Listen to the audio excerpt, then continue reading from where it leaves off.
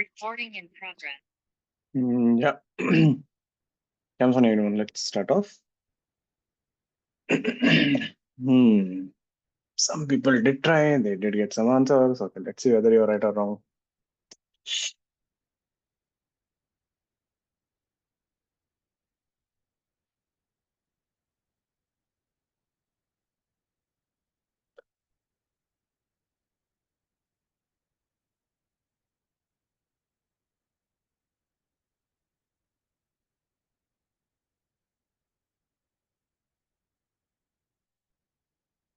Three g by 5.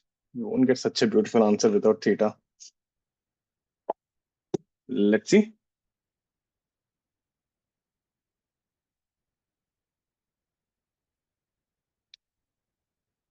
Remember the process, steps are still the same.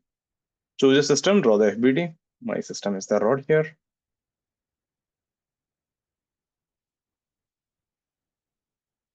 Forces, normal reaction, mg, that's it, there are no other forces.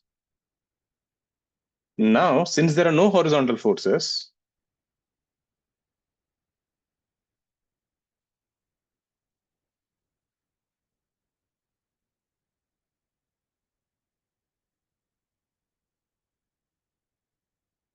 center of mass has to come down.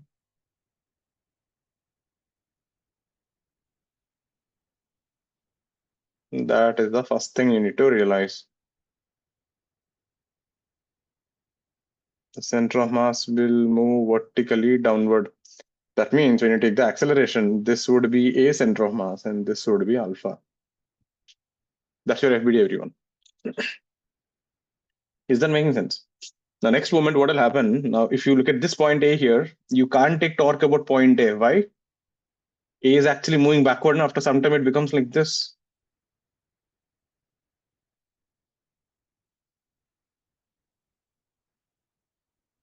Point A is moving backward.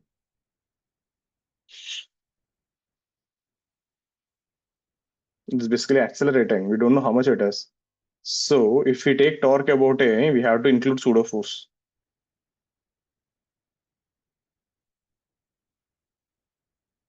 So we lost that point. You can't take torque about A. If you take torque about A, then you have to apply pseudo force on the center of mass.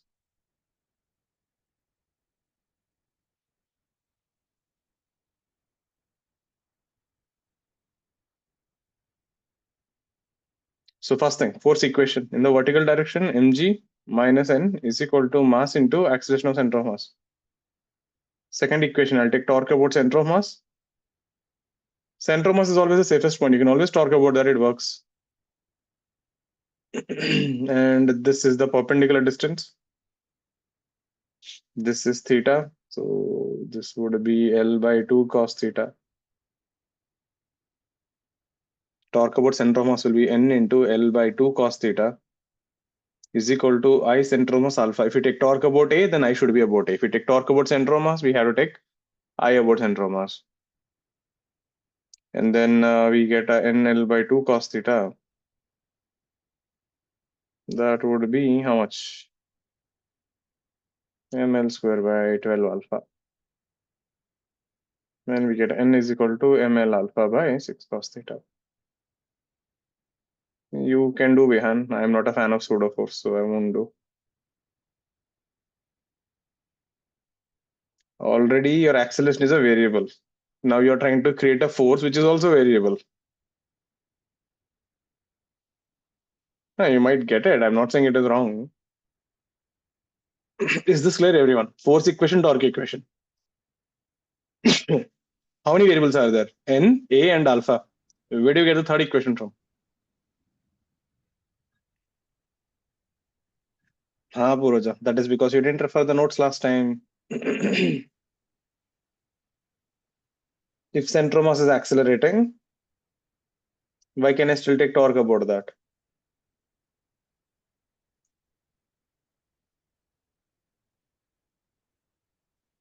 What happens? If the center of mass is accelerating, the pseudo force will act on center of mass only. So by taking torque about center of mass, the pseudo force ka torque is 0. That's why center of mass works, even though it is accelerating. That was the thing which we wrote, in the steps to solve. Where do you get the third equation from? Third equation does come from rigid body, but not the one which you guys think. Let's see where it comes from. So if you have done this, so this guy is going with a center of mass, and this is rotating with alpha. So if you look at this point here, this thing has an acceleration downward, acceleration profile, translation plus rotation. So this point is rotating in a circle like this, which is L by 2 alpha. Agreed? Isn't that what we do in acceleration of a particle? We take the translation plus rotation.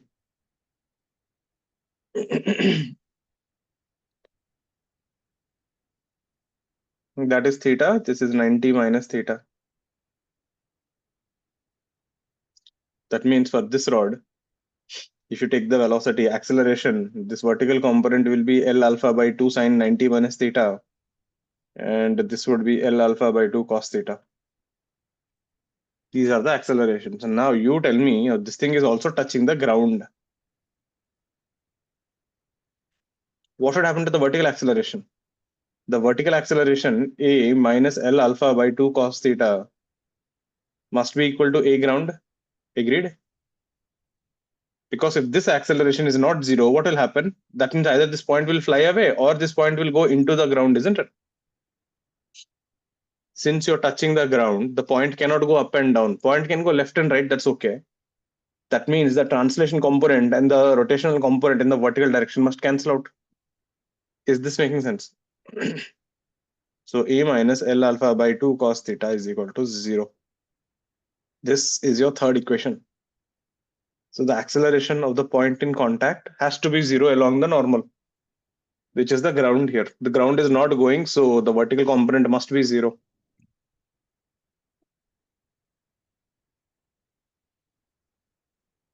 So acceleration of A along vertical direction must be 0.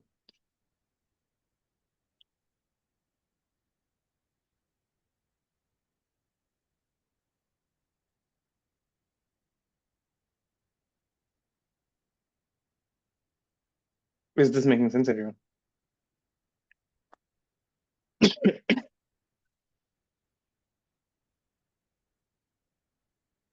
Sure.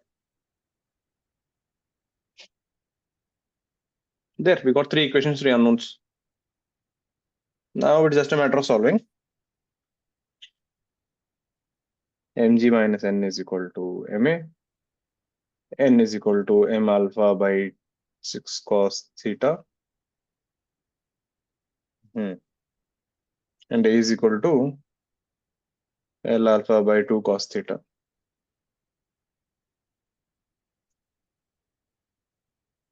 Why can't we say acceleration of A is A center of mass tan theta?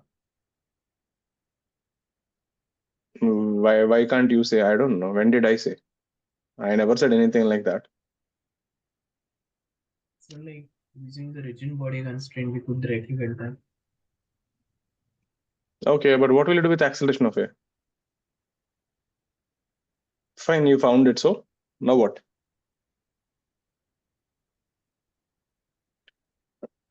Fine, you found acceleration of A, so now what? What did you get?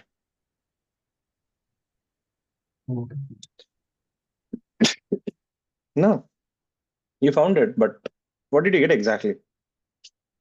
So take N here, substitute here, take A here, substitute here. You get mg minus ml alpha by 6 cos theta. Ml alpha by 2 cos theta.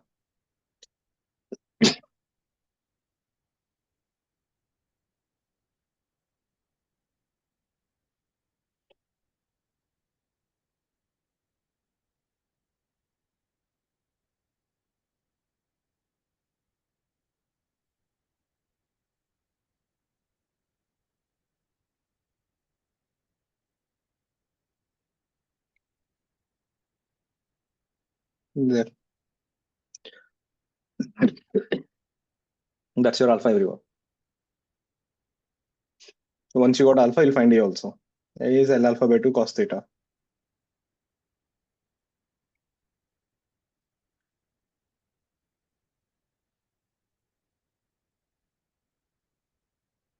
That's your acceleration. Check. You can't write A is equal to L alpha by 2. A is equal to R alpha is not the no slipping condition. That's a blunder. Please check here. First, the force equation, the torque equation. Everyone got why I can't take torque about A? You can take, but then I have to include the pseudo force of A also. Maybe you can use there, Vihan, but then again, you still won't get an equation. You still need a third equation. So I tried that one. Hmm. Then this is your third equation. Most people don't get this part. Since you're touching the ground, the point of contact cannot have any vertical acceleration. So from acceleration profile, if you remember, there are two accelerations, one translation and one rotation. Is this clear, everyone? That's your answer. Clear? Next one. Next one is similar to that.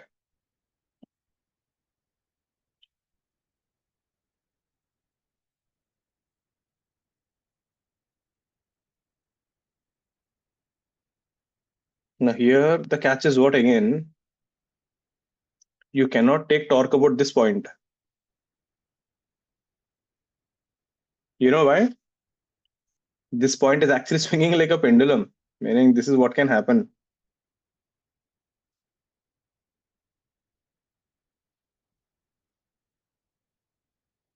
This point A is not stationary, isn't it? The point A is swinging like a pendulum.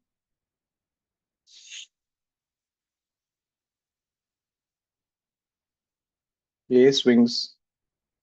Therefore, it is non-inertial frame. So if you take torque about A, again you have to include pseudo force.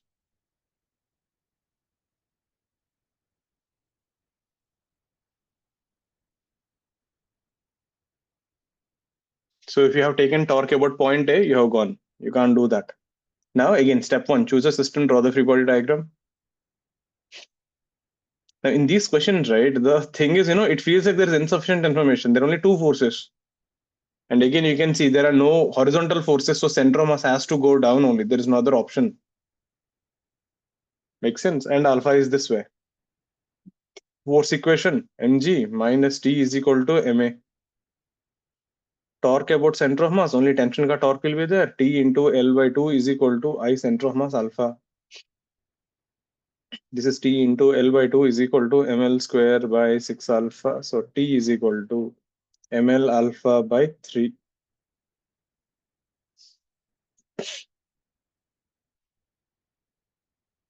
Here, what is the third equation? You'll get it from acceleration. If this is a center of mass and if this is rotating with alpha, this point A is going down with a center of mass and it is going in a circle like this with L by root 2 alpha because it is going in a circle.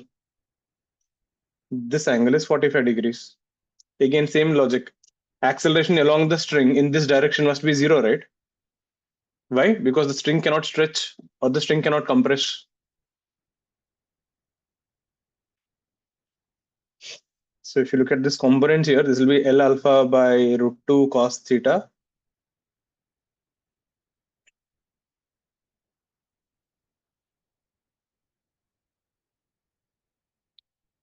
And this is the acceleration of center of mass.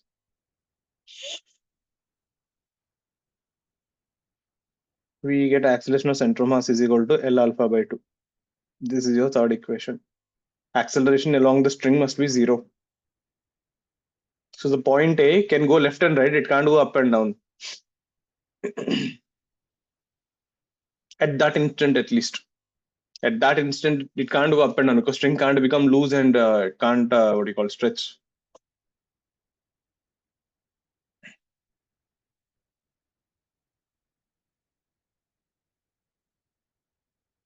There. This and the previous question both are based on the same thing. There it was the ground and here it is a string. There are three equations, three unknowns.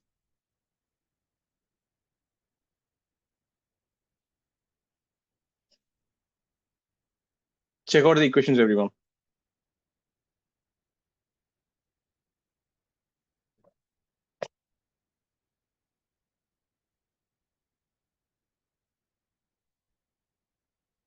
Sure.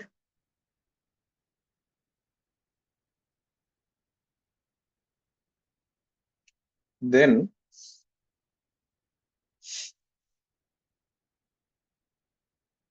mg minus t is equal to ma.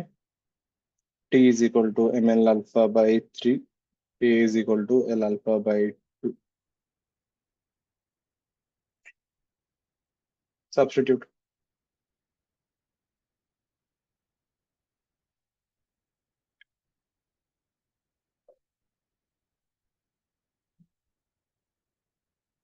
Five G by 6L. 5G by 12. That's your answer. Clear, everyone? Yeah, root reverse. 6G by 5L.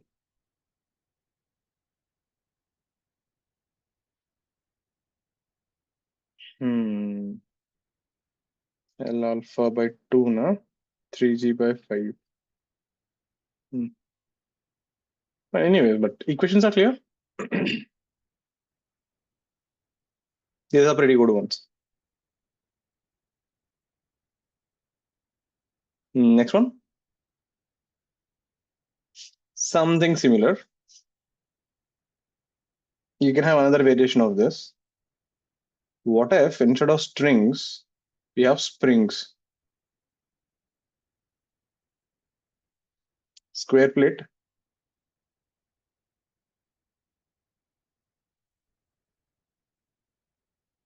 mass m, side L, initially at rest. If you just cut one spring, find acceleration of center of mass and alpha of the plate just after cutting.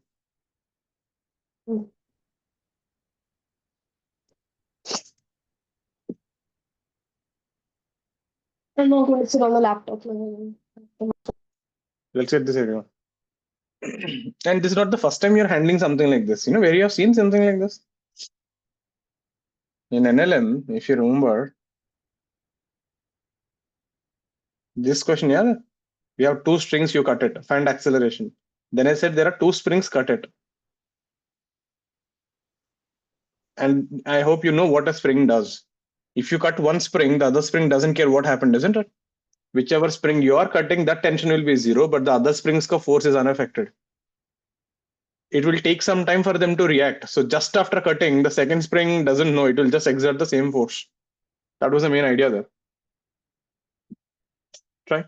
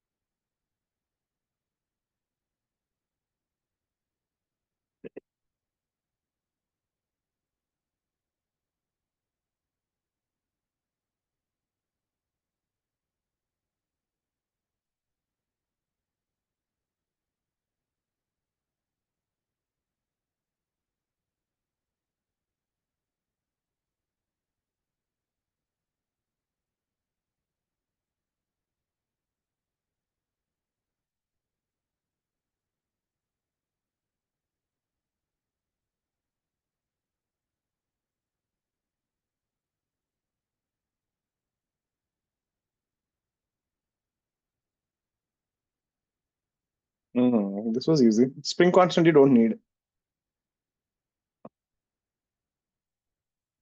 It's an easy one compared to the previous one. This thing, it looks scary, but it is actually the easy one.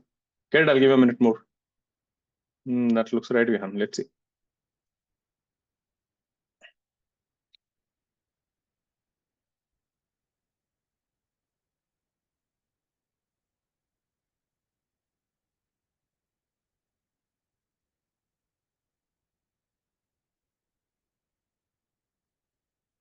M नहीं आएगा वो just. How did you get M?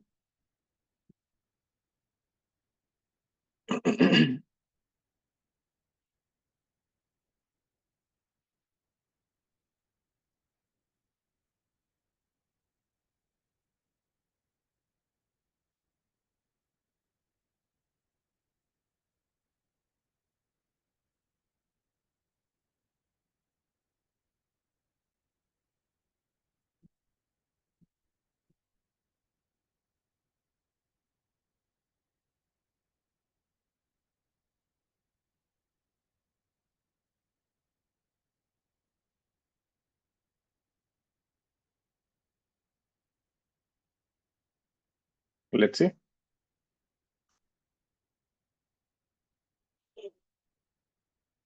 So first thing, before cutting, if you draw the forces,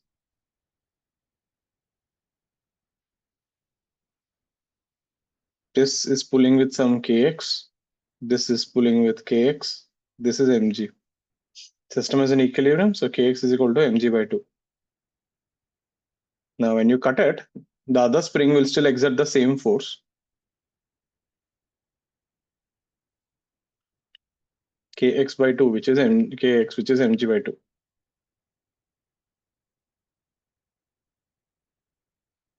Your own weight is mg. There are no horizontal forces, so center of mass is going down, and there is alpha. Luckily, actually, you know everything here. So mg minus kx is equal to ma. A is equal to g by 2. If we take torque about center of mass, it will be kx into L by 2 is equal to I center of mass into alpha. This will be mg L by 4 because kx is mg by 2, and this would be ml square by 6 alpha. Alpha will be 3g by 12. Easy.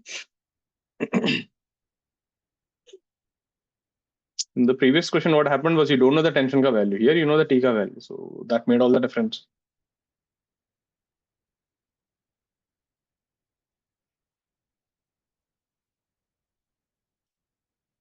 Great. Next one. Next one.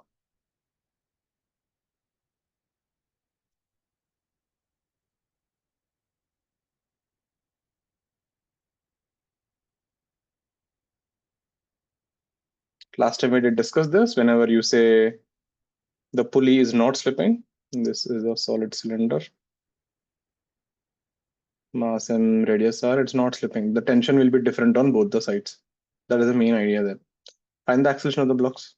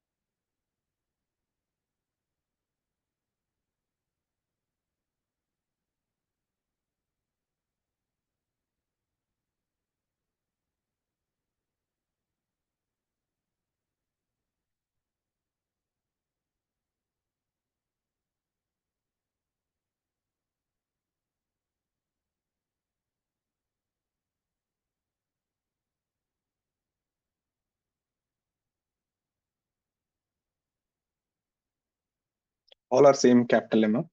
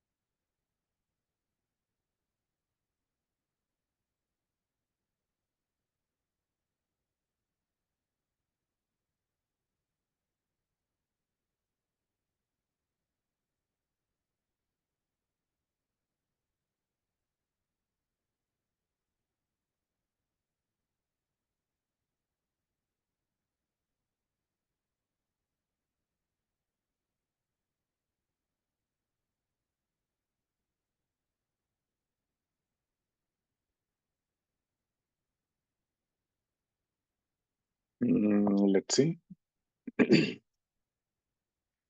2g by 7. That looks right. Anyone else got it? I'll give another 30-40 seconds.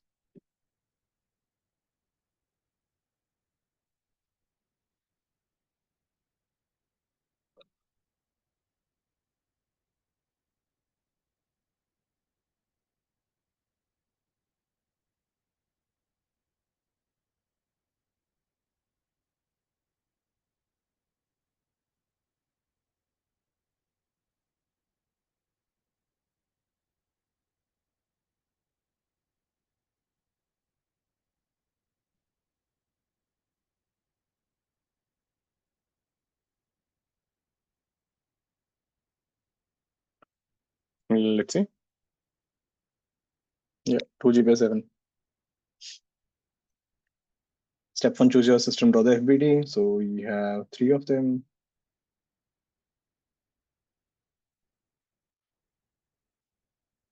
Let this be tension T1, this be mg, T2, this is 2 mg, this is T1, this is 2.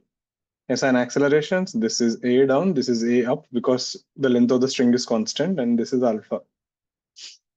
Now if you take the pulley here, this point is going down with R alpha and you're connecting this to a block.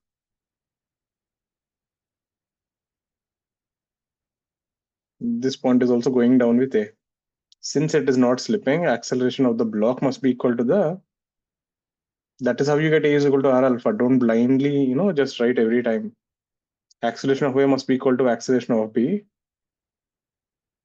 That is your equation 1. Because the string is touching the pulley, the acceleration must be same for those 2 points because it's not slipping. Then force equation T1 minus mg is equal to ma. T2 minus 2 mg is equal to minus 2 ma.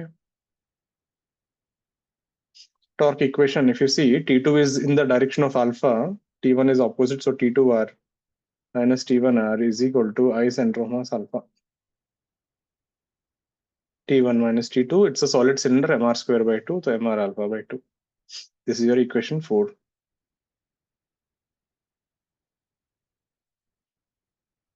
Take T1, T2 and substitute here. So T2 will be 2 mg minus 2 ma.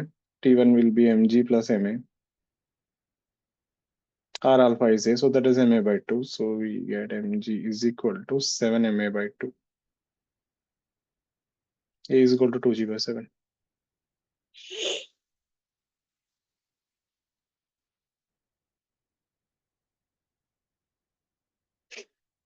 That's your acceleration area.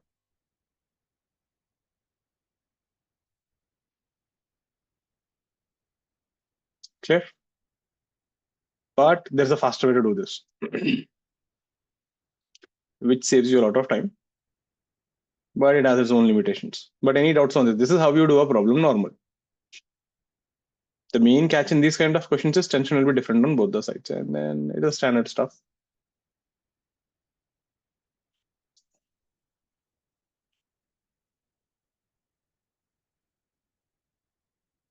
Okay, now let's see how to do this. Do you remember in NLM I taught you something called net force method? The total force by total mass gives you the acceleration. I can do something similar here. We can call it net torque method.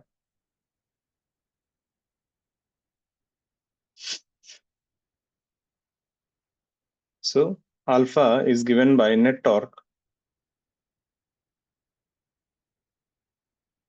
total moment of inertia of the system.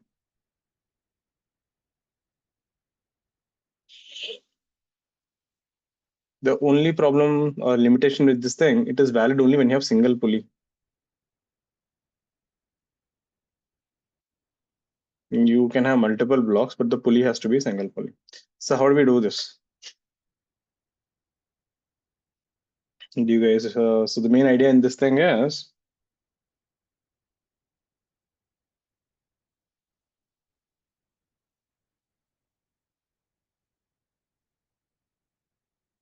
this is what we do. So replace these blocks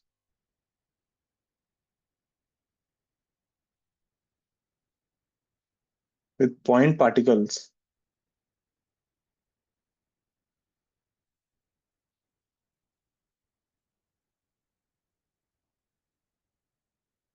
Same mass and attach them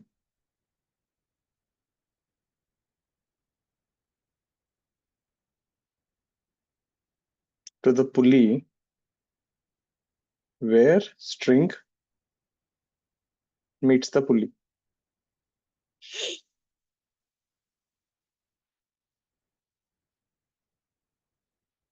Meaning, this is what we can do. Take this pulley here. So you have to replace these blocks with point particles here. So attach the 2m here, attach the m here. Why can we do this? Simple reason. See, While calculating, in the final answer, did T2, T1, they affect in the problem? They didn't affect, right? They got cancelled. That means it doesn't matter what is T1, T2 for me. I'll get the answer. So I'll just eliminate the string only, na? I'll make the string such a small thing. I'll just take this and attach to the pulley. Now, if you draw the free body diagram, what are the forces? 2 mg,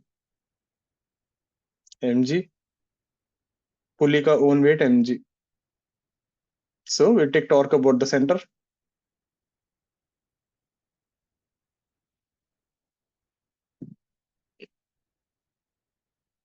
And assume alpha is this way. So torque about the center is 2 mgr minus mgr. Pulley ka weight does not create any torque. What is moment of inertia of the system? Moment of inertia of the system, there are two things now. I of the pulley plus two particles.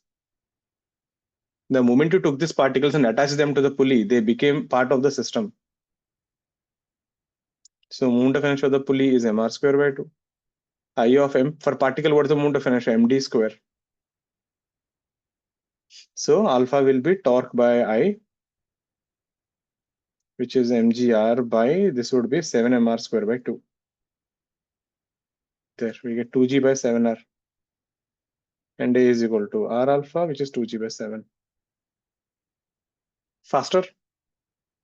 No need of writing force equation, torque and all. You will get the answers directly. But it works only when there is one pulley.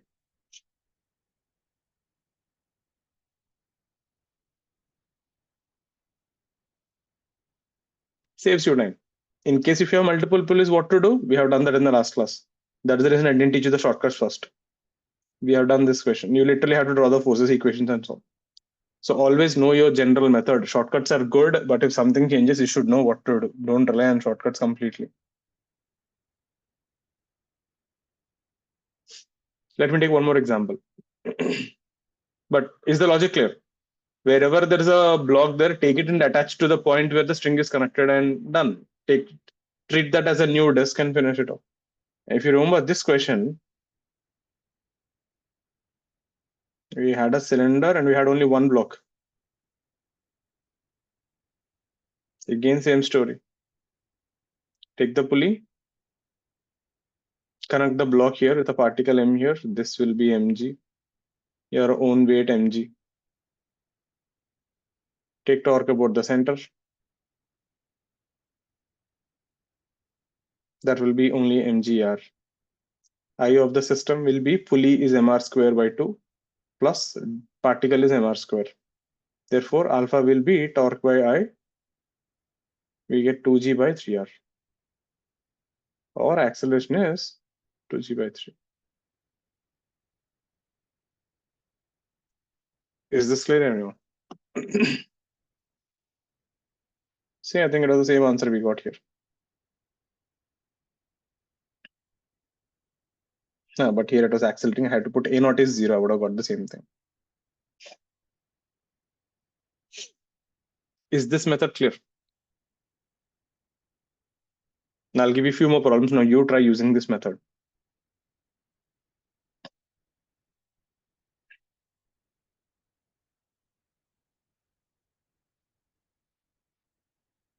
We have a block here.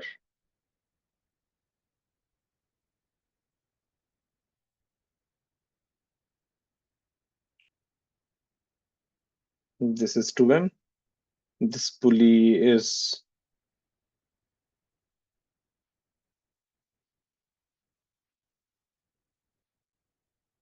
let's say pulley of the moment of inertia I. So they didn't give you the shape. They gave I ka value. Radius is r. This is a smooth floor.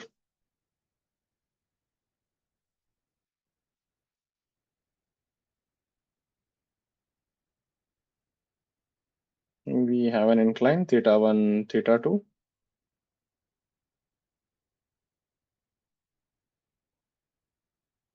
This is m2. This is m1. Again, it's a pulley I and r. There's no slipping.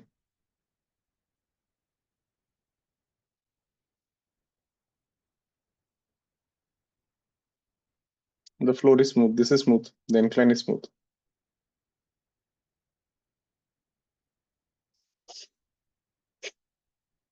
Find acceleration of the blocks.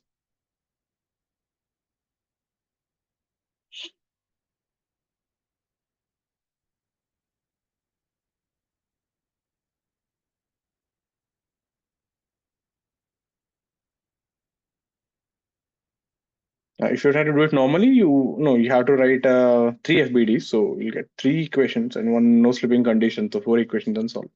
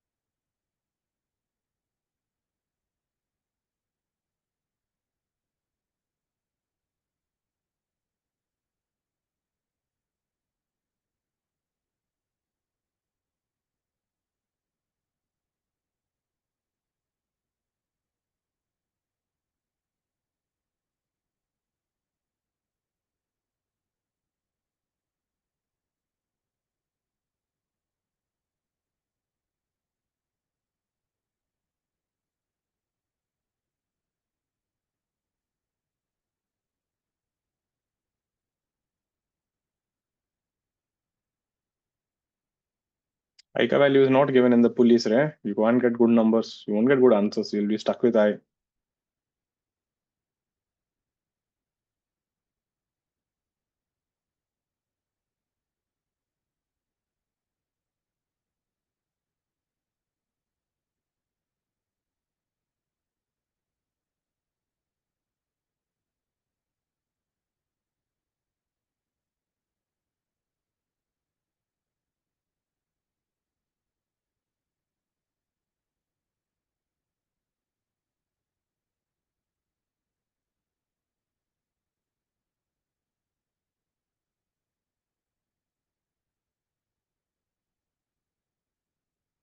Okay.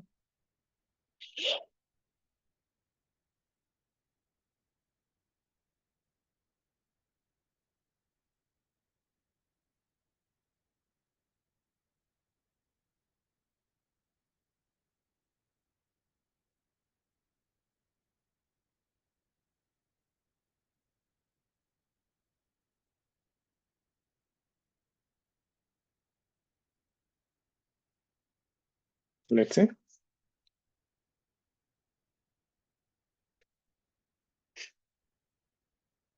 So step 1, take the pulley. I'm exaggerating the pulley there. Attach them here. So the mass M is attached here. Mass 2M is attached here. So attach them wherever they just touch. So this would be mg. This would be pulley ka own weight something, whatever it is. It won't matter. It will cancel anyway. This will be 2 mg. So if you take torque about the center, pulley ka mg ka torque is not there. This mg ka torque is also not there. It is passing through this. So we have only 2 mg into r. I of the system is I of the pulley plus there are two particles mr square and 2mr square. Even though it does not create torque, moment of inertia is mass into perpendicular distance. There. So alpha will be 2 mgr by I plus 3mr square. Check. Similarly, for this thing also, if you take the pulley, you can attach the mass here, but you can do even something better. I can directly write m1g sine theta 1 because m1g cos theta will pass through the center.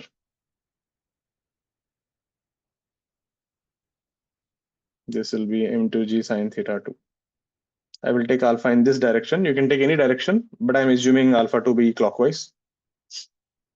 So torque will be, so m2g sine theta 2 is supporting alpha, m1g sine theta 1 is opposing alpha. m2g sine theta 2 r minus m1g sine theta 1 r. Moment of inertia of the system is the moment of inertia of the pulley plus m1r square plus m2r square. There, so alpha will be torque by I. Divide them, you'll get the answer. Make sense? Because the mg cos theta will pass through the center, they won't matter. Only the tangential forces are responsible for torque.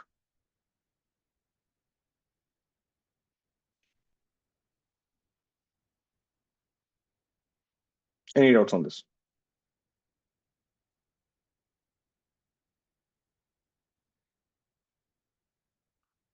No. Well, let's see one more like this. Surya, got this? Chainil, Ariman, clear?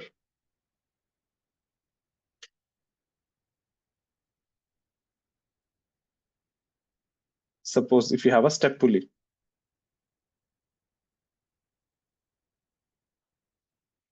what is a step pulley? It's a pulley with different radius.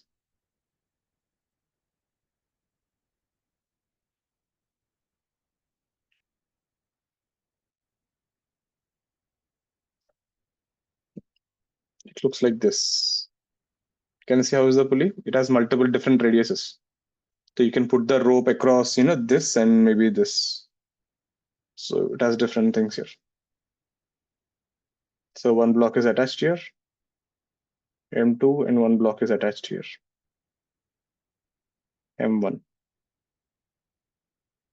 This radius is R1. The outer radius is R2. Moment of inertia is I. I is the moment of inertia of the pulley. Find the acceleration of the blocks. There's no slipping. If I give you moment of inertia of the pulley, it is a no slipping condition.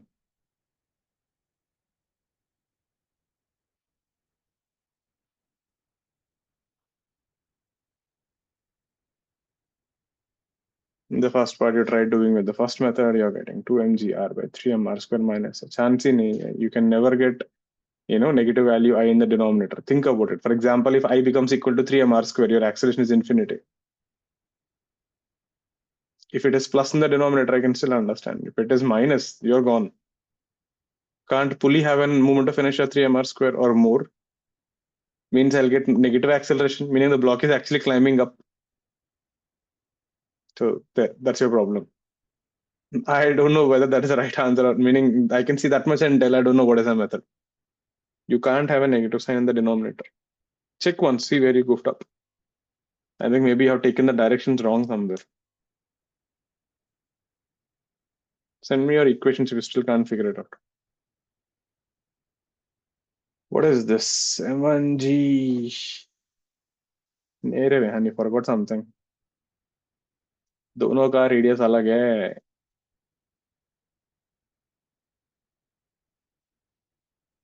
Torque you have to take, not force, God.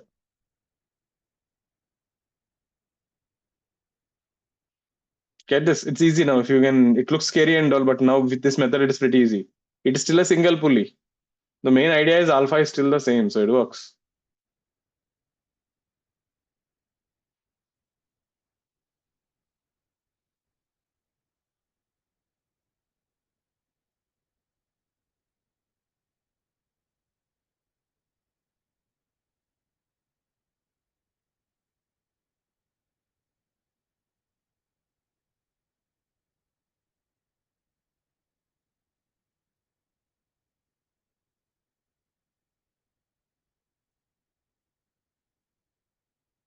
Any else?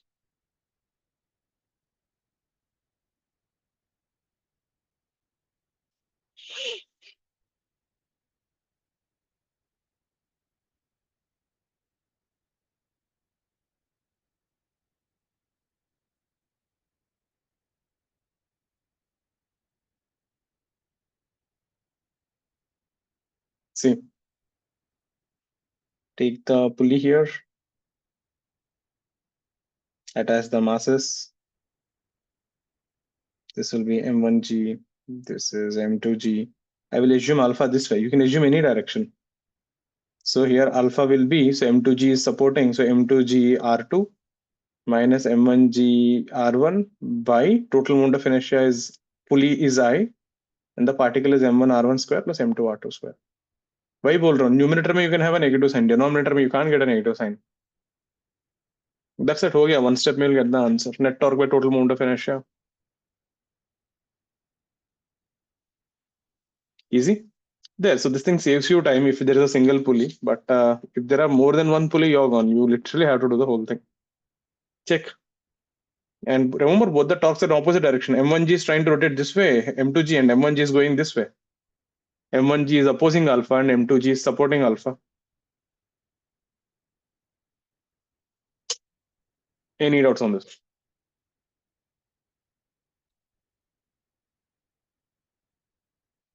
Clear? Next one.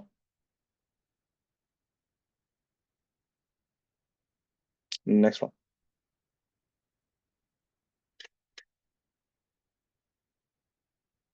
Negative moment of inertia. Does negative mass has a meaning? So think about it. What is negative moment of inertia? Without putting effort, it will rotate on its own. If you try to apply torque to rotate, it will actually stop.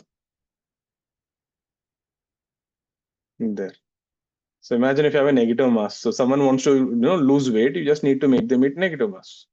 Weight loss ho jayega. That's an interesting technique. So if you can find negative mass, you will be a very rich person. You can open hospitals, weight loss.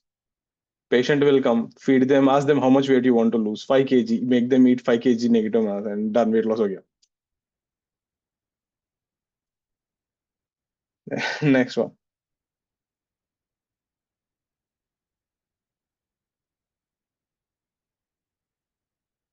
This is rough. This is a solid sphere. Mass m and radius r. You are applying a force F here. This is the center and this distance is r by 2.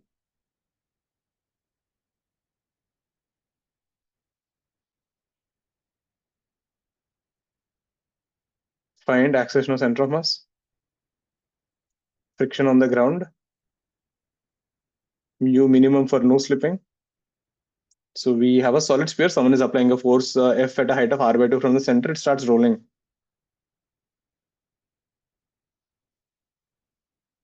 Mu minimum for no slipping.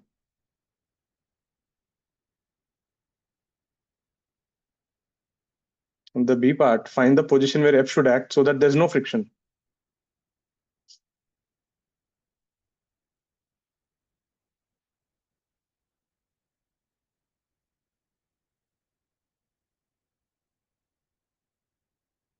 Where should F act if friction is 0?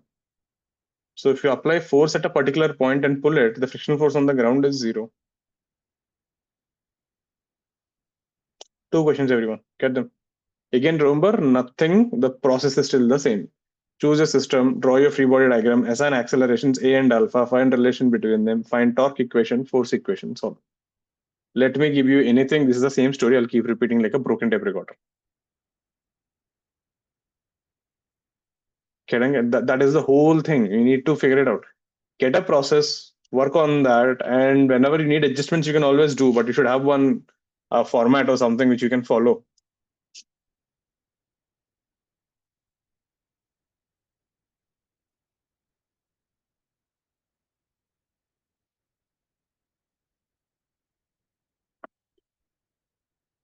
Give it a try. 2 minutes, and I'll show you.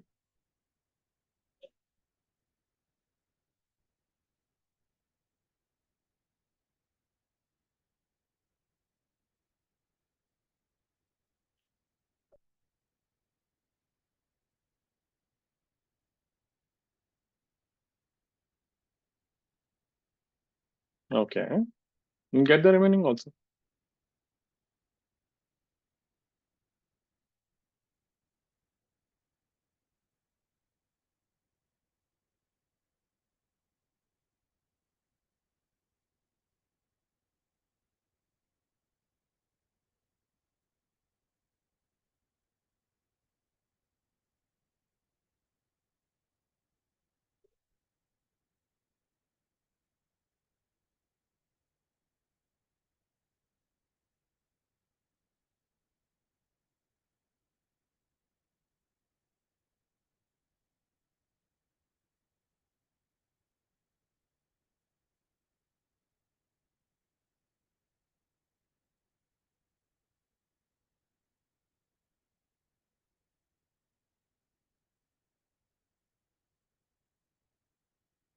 What about the direction, Ansh?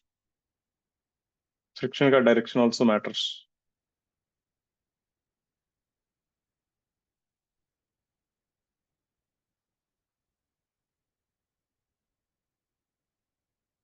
Try. Get the remaining. Let's see. I'll give you 1 more minute for the first one and 1 more minute for the second one. Nee, Puroja, that's not the answer. नेरे अंश guess कर रहे हो क्या?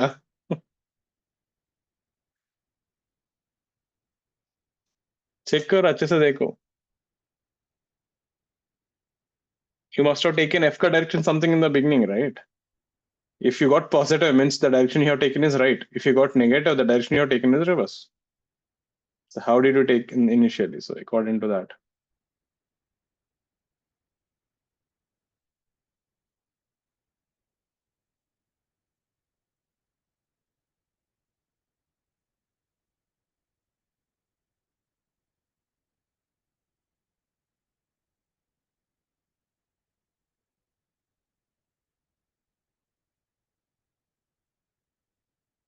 Okay.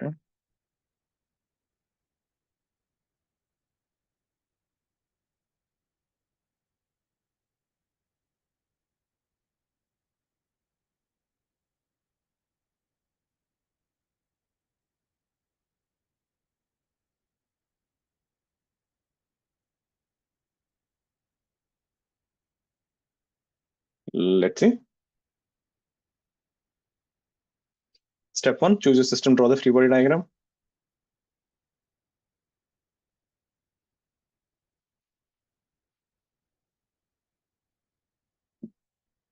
Now, what's the direction of friction? Now, the thing is, we actually don't know the direction of friction. So it doesn't matter. Assume any direction you want, the science will take care of it.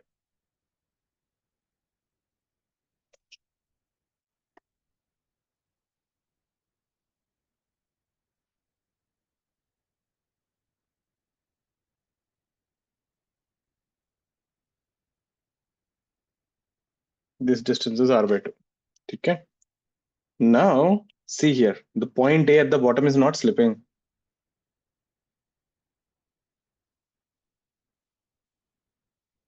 Since the sphere is not slipping,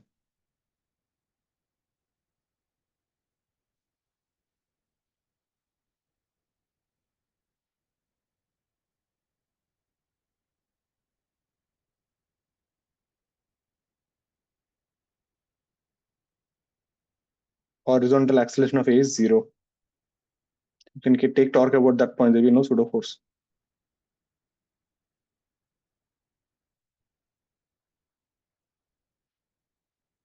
So whenever it is not slipping, right, take torque about the bottommost point. It saves you a lot of time. You can do it normally, but so let this be A center of mass and let this be alpha. Right? So if you take torque about the bottommost point, N ka torque is 0, friction ka torque is 0, Ng ka torque is 0. That's why we take that. That will be F into 3R by 2. That will be equal to IA alpha. Remember, it's a solid sphere. We have to use parallaxes theorem. 3F R by 2 is equal to 2 by 5 mr square plus mr square alpha. You get alpha is equal to 15F by 14 mr. In case you want to do it normally, these are the equations. F minus friction is mass into acceleration of center of mass. If you take torque about the center of mass, then we have to take F into R by 2 plus friction into R. That is equal to I center of mass into alpha. Since it is not slipping, A is equal to R alpha. These are the three equations. You can solve, you'll get the same answer. Friction and F both are rotating about the same direction about center of mass. They will add up. But if you take torque about A, you'll get the answer in one step. And the acceleration will be 15F by 14m. How to find friction? F minus F is equal to mass into acceleration. So if you substitute here, you will get F is equal to minus F by 14. You get negative sign. What does negative sign indicate? Friction is not backward, it is actually forward.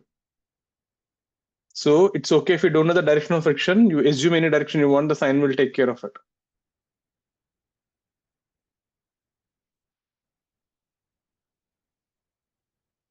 right? Now, what else did I ask you? Mu minimum. Any doubts on this page, please ask me. Anyone not convinced? Anyone thinks something is goofed up?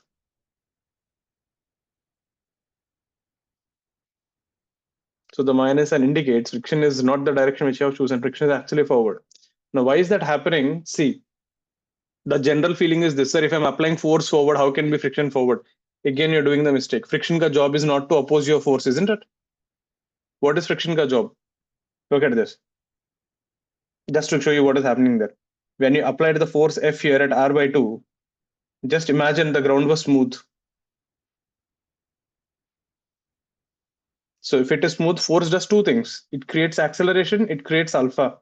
So we get F is equal to ma, and F into R is equal to I center of mass alpha. So we get acceleration is F by m, and we get alpha is equal to Fr by 2 by 5 mr square,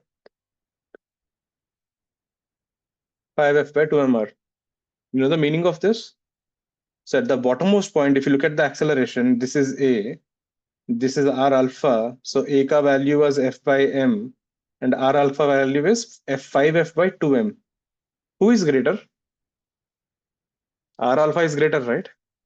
That means the rotational component is dominating the translation component. Means if there is no friction on the ground, this point would actually slip backward. R alpha is more than A center of mass. Therefore, friction is forward. Isn't that what friction is supposed to do? How is this point trying to go? This point acceleration is backward because the rotational is dominating the translation. Is this making sense, everyone? So friction does not oppose your capital F. Friction ka job is not to oppose your capital F. You need to check whether when you are applying F, the translation and the rotation, who is dominating. So once you got friction, how to find a mu? F is less than equal to mu mg. So we get mu must be greater than equal to F by 14 mg. Then mu bhi aa gaya. This is your mu minimum.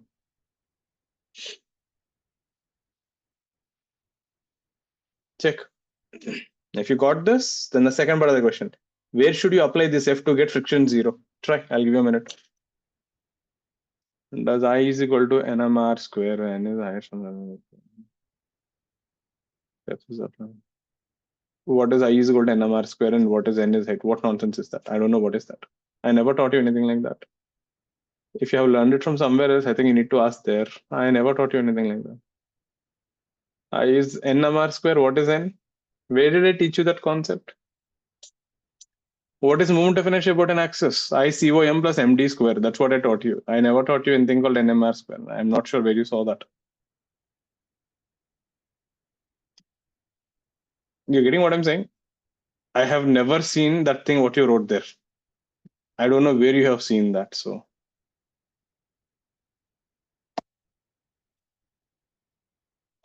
if you take torque about a certain point, I should be about that point. It has nothing to do with your force. Are you getting it? Torque is equal to I alpha. I depends on which axis you are taking. It doesn't depend where you are applying the force. 2R by 5 for the, yeah, right, Nikhil. You have one answer, everyone, for the second part. Get it?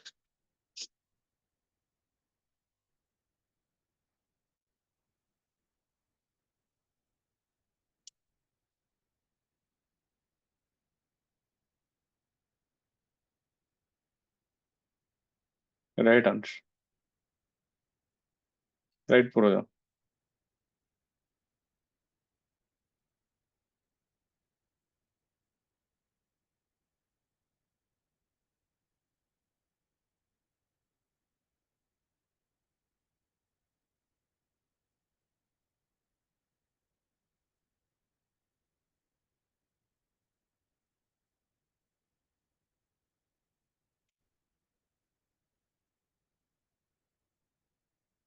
Let's see. Yeah, 2R by 5. N is the constant term in moment of inertia. I have no idea. If you have created a new thing, you should use it. I do tell you shortcuts, but I'm not a fan of it for shortcut for everything. So try and see, na, if you think that works, though, just try and see. I'm not sure. So what about these things? I don't know where the force is being applied. That's what you have to find. Let the force be here. This is the center of mass. Let the height be h. Start from here. So when you draw the free body diagram, normal reaction, mg, you said friction is 0, so that makes your life easy.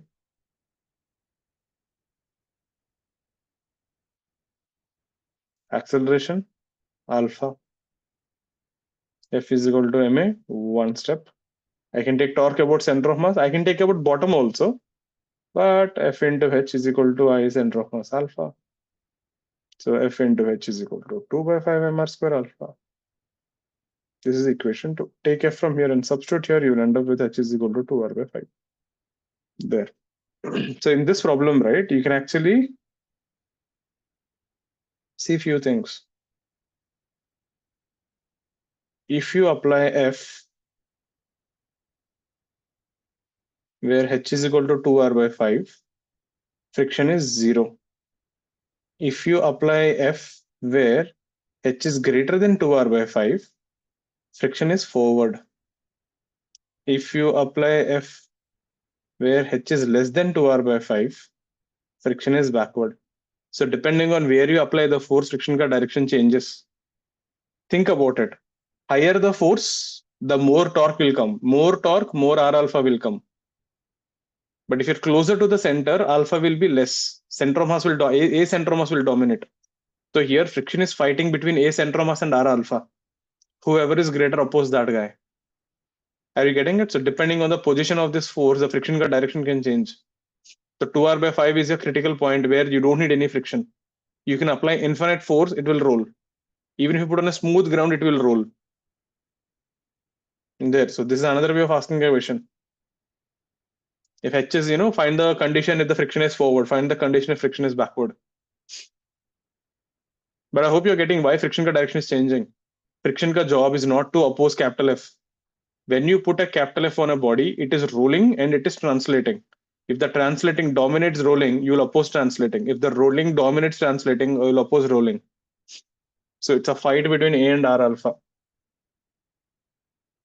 And depending on the shape, this answer will change. If I take a hollow sphere, I think you'll get 2r by 3.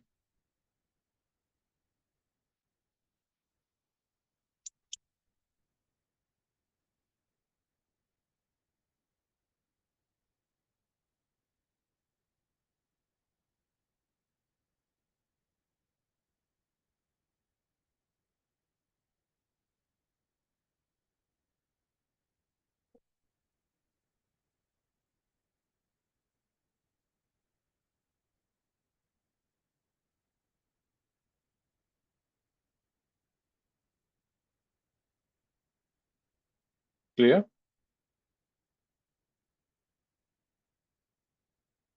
This could get r by 2, I guess.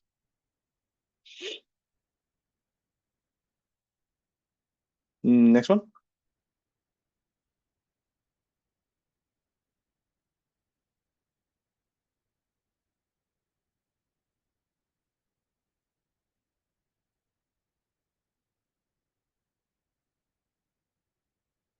Theta.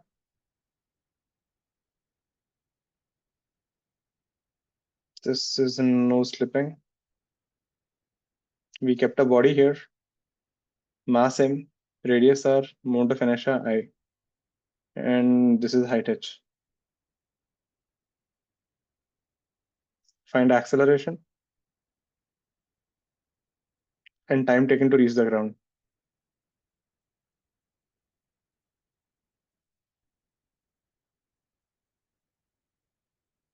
Answer will come in terms of I. Second thing, if the body is a solid cylinder, find mu minimum for no slipping.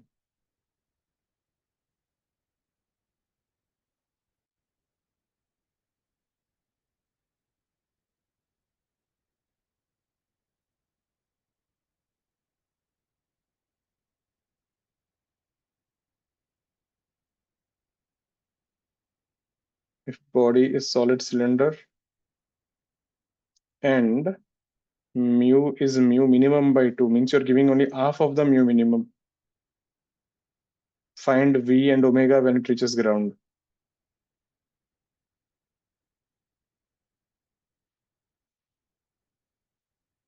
Let's get them.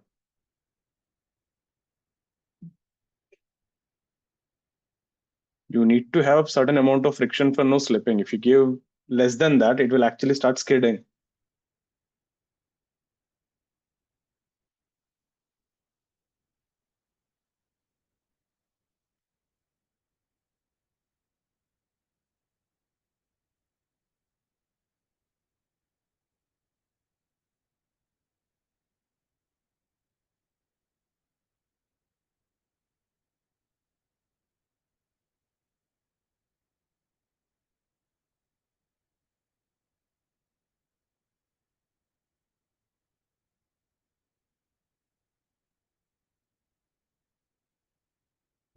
Get the first part. Again, the process is still the same.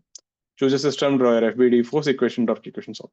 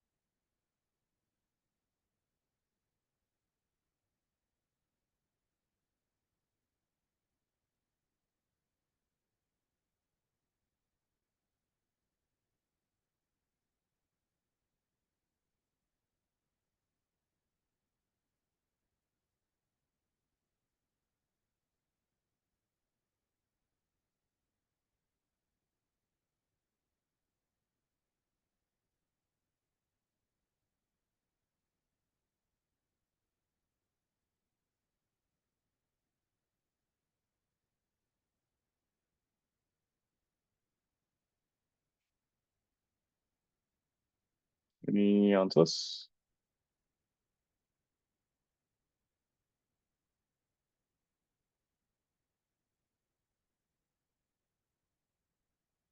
G power half. You got root G. Dimensions won't match, right? Acceleration won't depend on H. Acceleration is independent of H. You can't depend on H.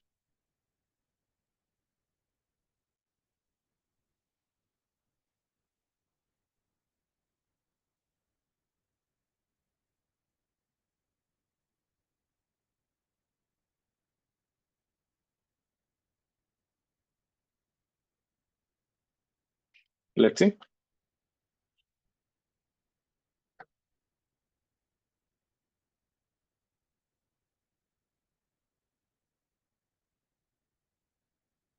What are the forces?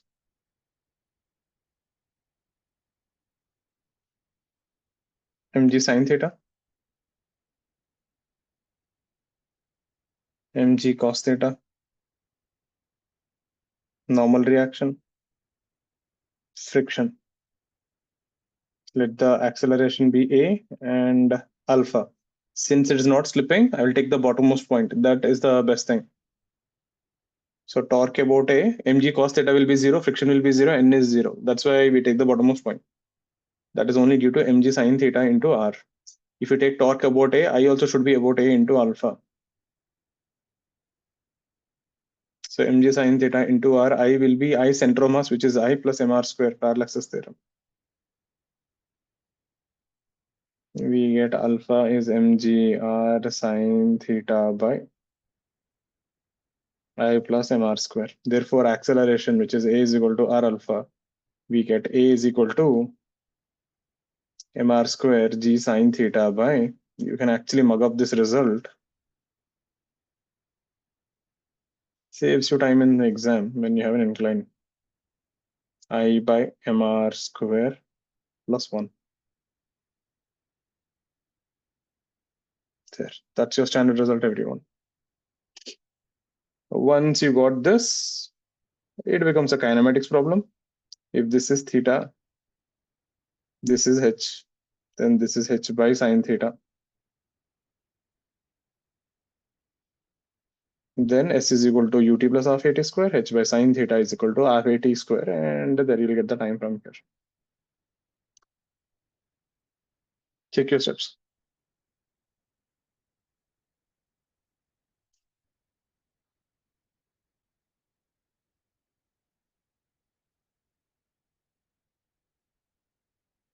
Any steps you didn't get? Anyone not clear with this?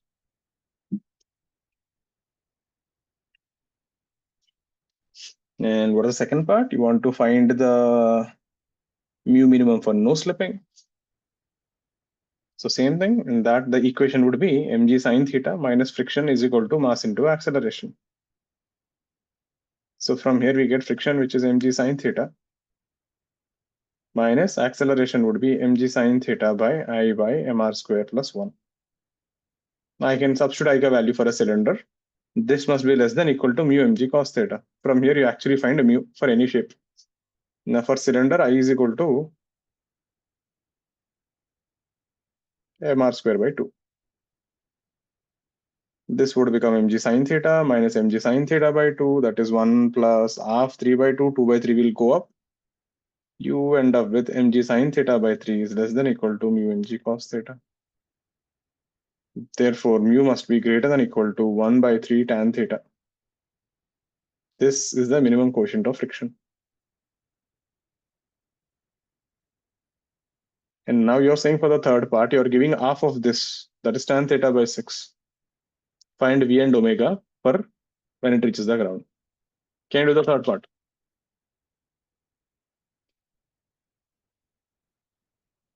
Is this clear, everyone?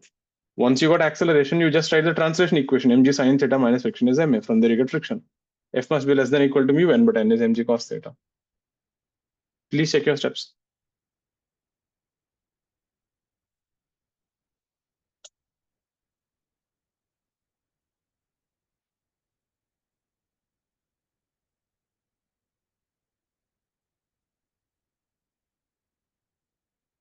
The third question, if the body is cylinder and mu is mu minimum by 2, that is half of this, find the speed V and omega when it reaches the ground. Try. I'll give you 2 minutes more.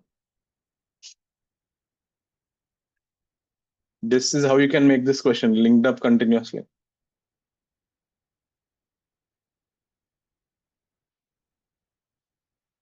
Anyone not clear with any steps, not convinced with anything, please ask.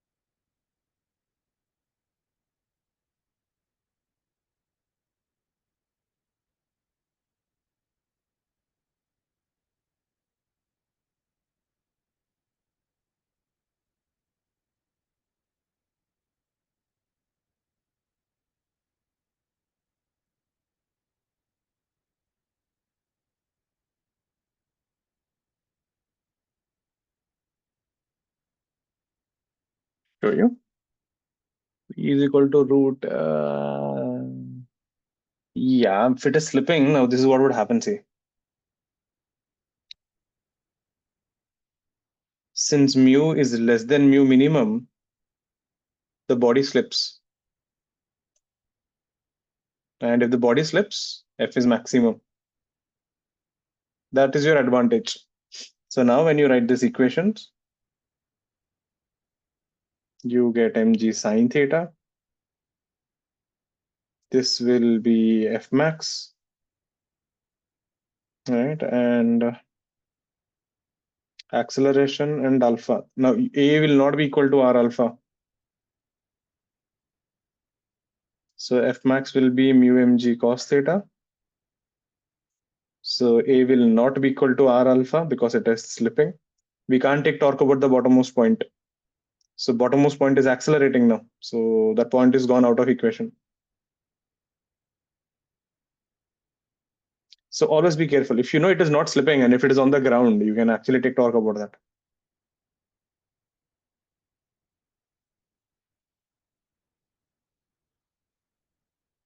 But it is fine. Your center of mass is always there to save you. So what are the forces?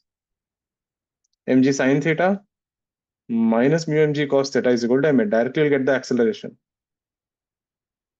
This thing just looks like a block sliding on the floor, isn't it?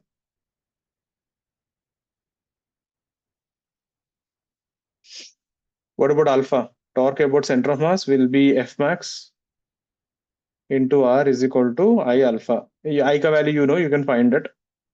Mu is tan theta by 6. So you can actually calculate this. So this would be mu mg cos theta into R. I center of mass, it's a cylinder, so mr square by 2 alpha. Get alpha is equal to 2 mu g cos theta by R. Perfect. This distance is h. So you want to find the speed. First I need to find the time actually. So time I can find by h by sine theta is equal to half at square. From here I'll get time. Then I can use v is equal to u plus at. U is 0, so v is equal to at. From here I get velocity. Similarly, I can find omega final is omega initial plus alpha t. Omega initial is 0, so omega final is alpha t. There. Once you get time, everything will come. You can use your kinematics and circular kinematics ka formulas. So if you are slipping, you are gone. Matlab, the no slipping condition will not work. But in return, you will get the data of the friction ka value. F is F max. So you lose something, but you get something else. This is how you do when the ball slips. Clear, everyone? Anyone not convinced with this? Can't we directly use v is equal to root 2? You can do that. That will give you final speed, but omega nahi aayega. Omega ke liye again we need time. So I said, chalo, anyway, we'll find time. So I found it. You can get speed directly. V square minus u square is 2as. You will get that. Clear, everyone? Take a break. Come back by 7:06. Any doubts so far? You can ask.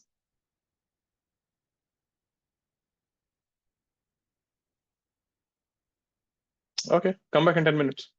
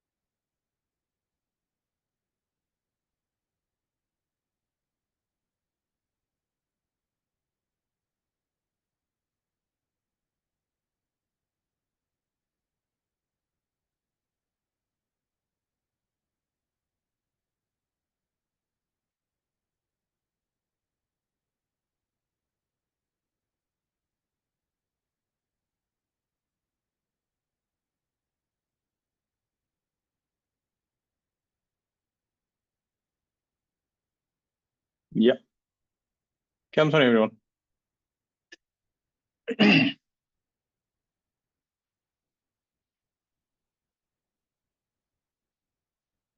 So now based on this,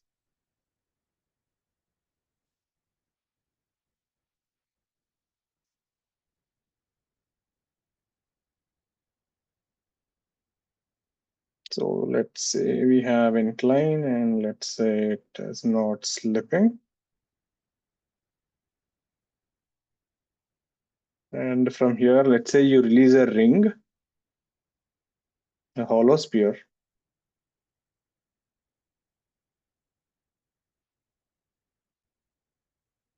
Solid sphere and a disk.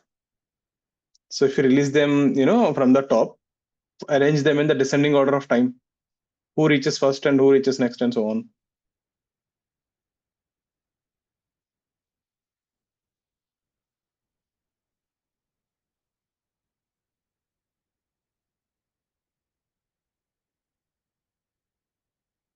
This is the standard equation.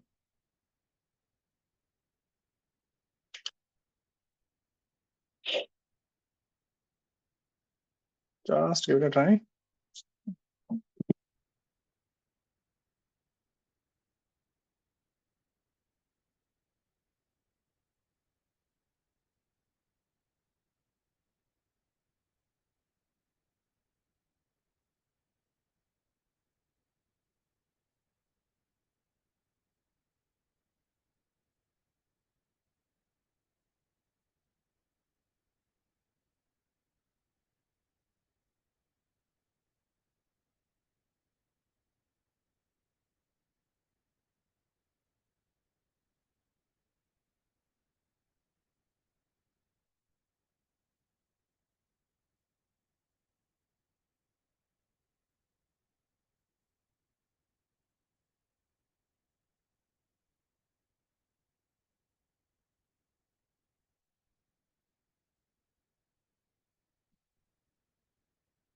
So who is reaching first?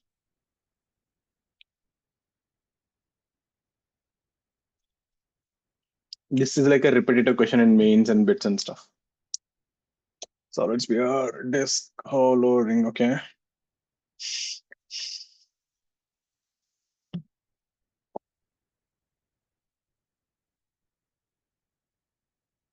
Now, if you see, just when we derived the formula, acceleration is g sine theta by I by mr square plus 1. From here, you can clearly see if moment of inertia is more, then A is less. And if A is less, then time is more. I won't say inversely proportional, but there it depends on that. So indirectly, what it says is whoever has more moment of inertia will have more time. So out of these four shapes, who has the highest moment of inertia? The ring. The ring का moment of inertia is mr square. Then comes your hollow sphere.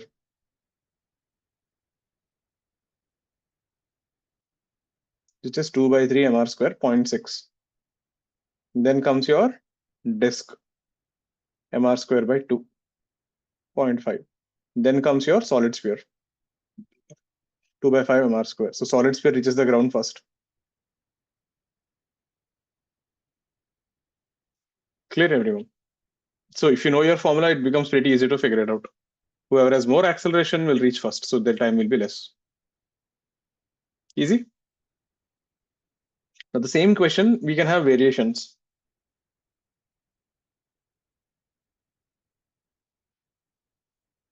Let's say same thing, but this time you have insufficient friction.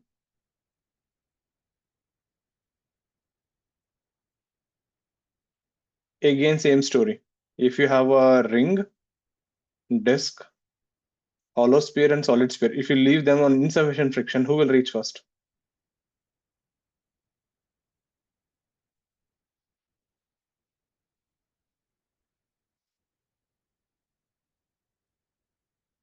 Same thing. Suppose you have sufficient friction, no slipping.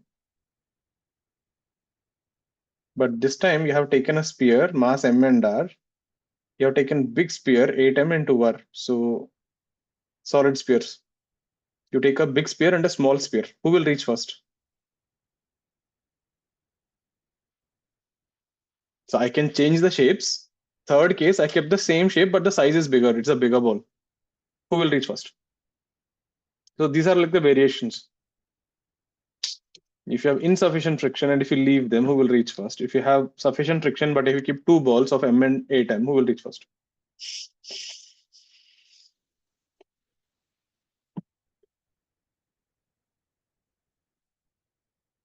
Get them, I'll give you a minute.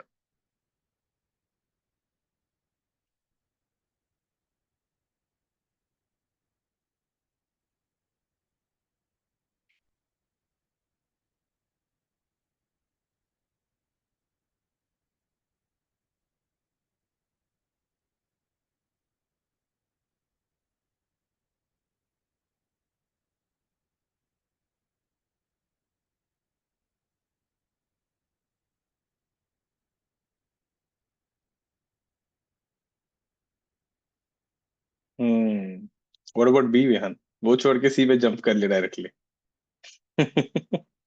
C is right.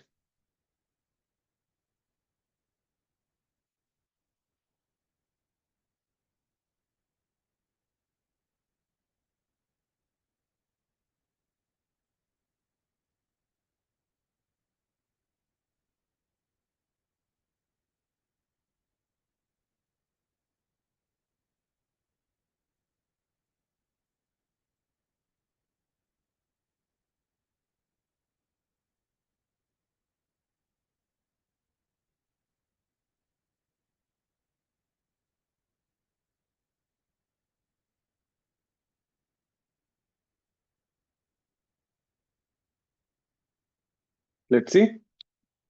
Just now I told you, right? If you have insufficient friction, what are the forces? Mg sine theta, friction becomes maximum.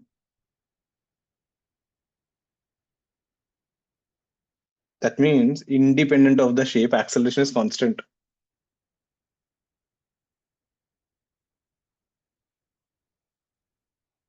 All have same acceleration. So all will reach at same time. So if they start slipping, they just behave like blocks. It doesn't matter what you're doing. So same time they will take. C is an interesting one. C may, if you see, what was the formula we derived? A is equal to G sine theta by I by mr square plus 1. What is I? 2 by 5 mr square. So if you increase this mass and R, this M and R also will increase. They will cancel out. You get 5G by 7 sine theta. It is independent of mass and radius. Acceleration depends only on the shape. For a given shape, you have an acceleration. So that takes same time. Is that making sense? If you take more M, ये M भी बढ़ेगा ना? This mr square also will increase. That will cancel out with the 2 by 5 mr square in the numerator. Is this making sense, everyone? Sure.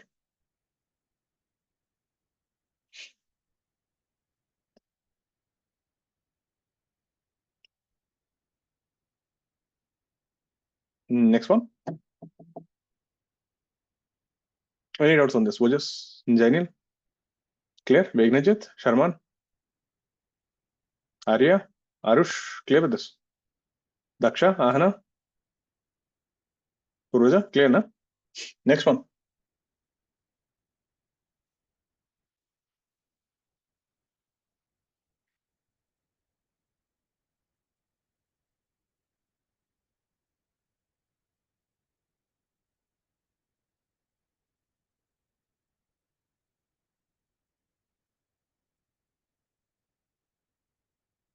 This is a smooth pulley. This is mass M, radius R, solid cylinder.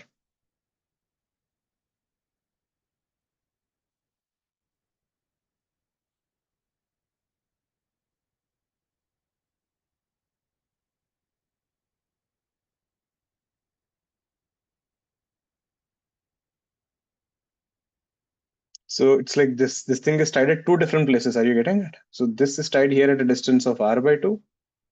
This is at a distance R. So you tied one string here and connected to this block. This is tied to this string here and connected to this block. Able to visualize the picture? You have sufficient friction on the ground. There is no slipping.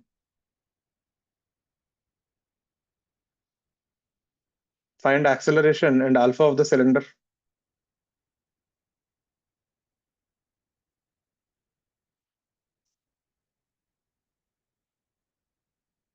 Anyone didn't get the diagram, please ask me.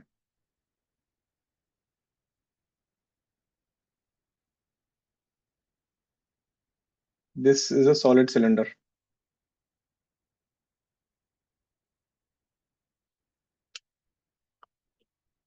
You have connected two blocks, one on the top and one at the R/2. And this is how these are smooth pulleys. Huh? So these things are slip.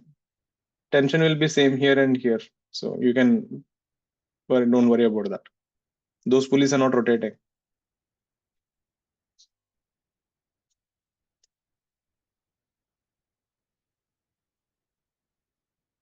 It looks complex and big, but remember the story. Choose a system, draw your FBD, assign accelerations, find relation between them, torque equation, force equation, solve. The game is still the same.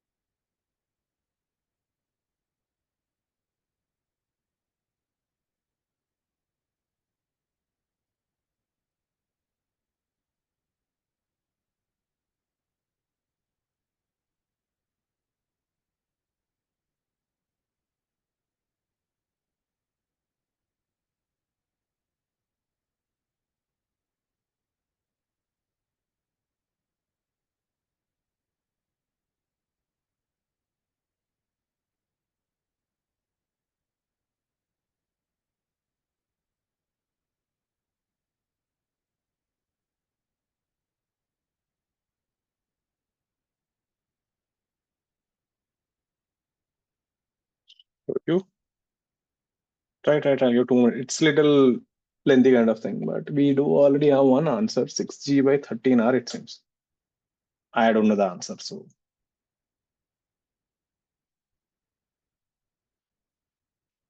I'll show you the FBD, see whether you did the same thing.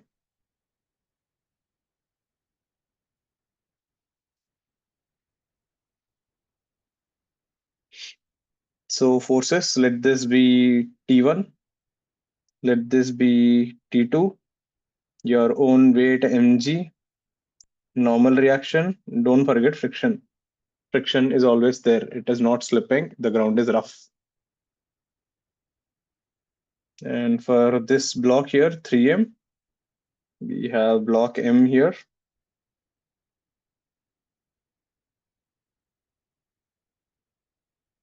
This will be T1, this will be 3mg, this will be T2, this will be mg. These are the forces. Step 1. Step 2, assign accelerations. I will assume this is A and this is alpha.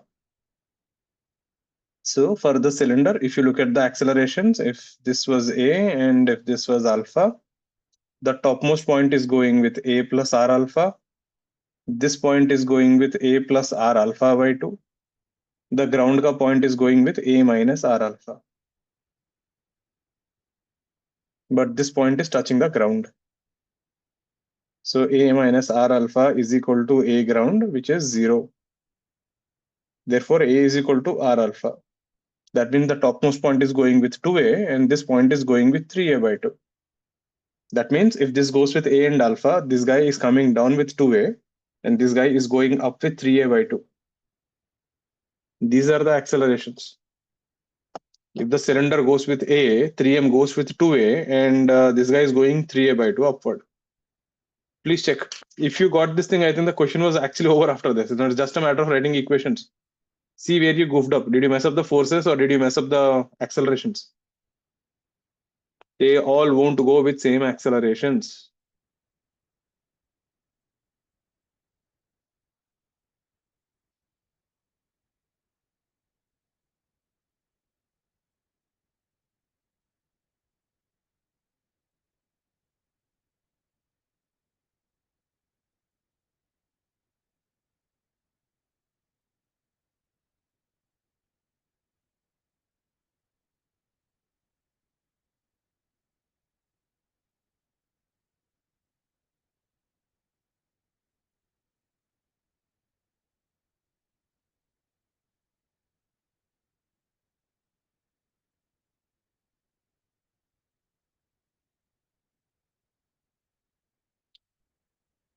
I hope the FBDs are clear and the accessions are clear.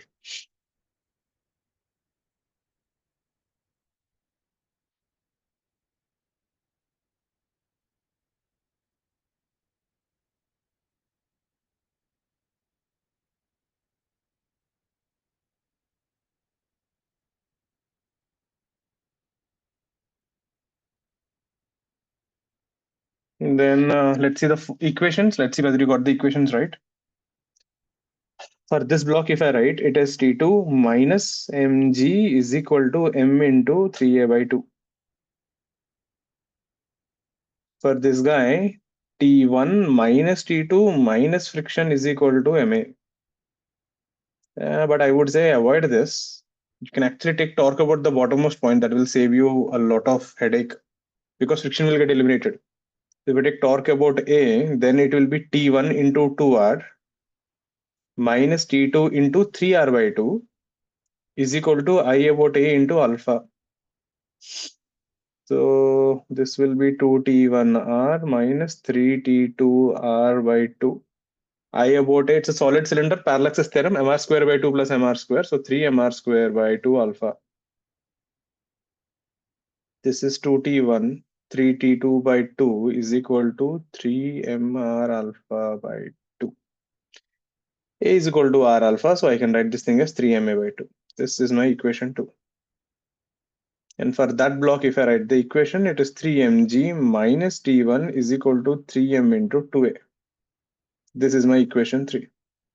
So get T1 from here and T2 from here and substitute here, you'll get A value directly.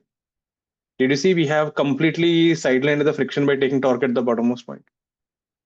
That saves you time. You can take torque about centromus and solve, you'll get two more equations. But check your equations. Taking the torque about the bottommost point when it is not slipping is the best. If it slips, to then to gaya. Then to you have to do only. So it's not about whether it is right or wrong. It is about how much time it is saving you. So there we got three equations, three unknowns. I'll just write down the equations again. So we have T2 is equal to mg plus 3ma by 2. 2T1 minus 3T2 by 2 is 3ma by 2.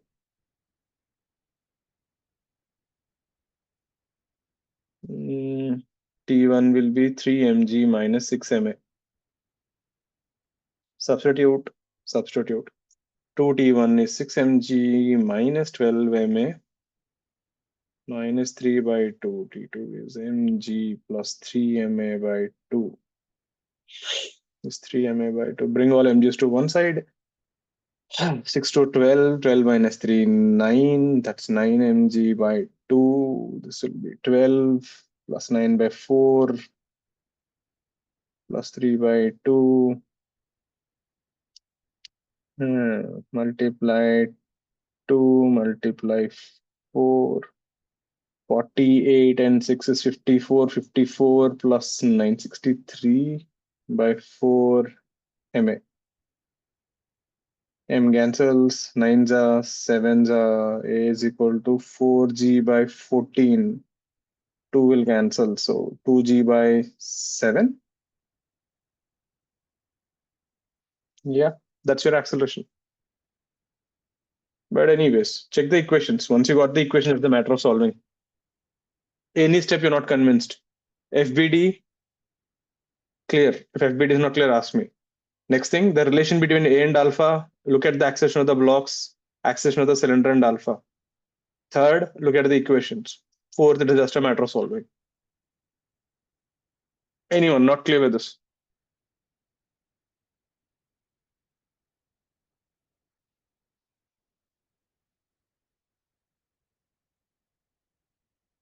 Taking the torque over the bottommost point saved you from two equations. So it actually became easy to solve. Hi, if they ask you to find friction, what to do? We can do that.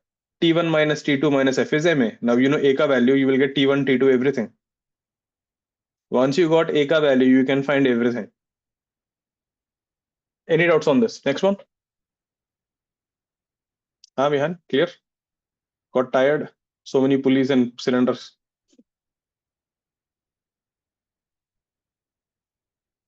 Clear, na, Arush? Ariman? Ishana, clear? Niharika? For this. Next one.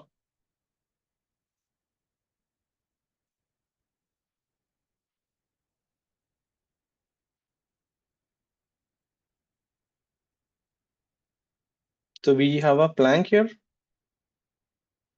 Mass M. This is a solid cylinder. M and R. There is no slipping here. So there's no slipping between the cylinder and the plank. The ground is smooth. Someone applied a force F here.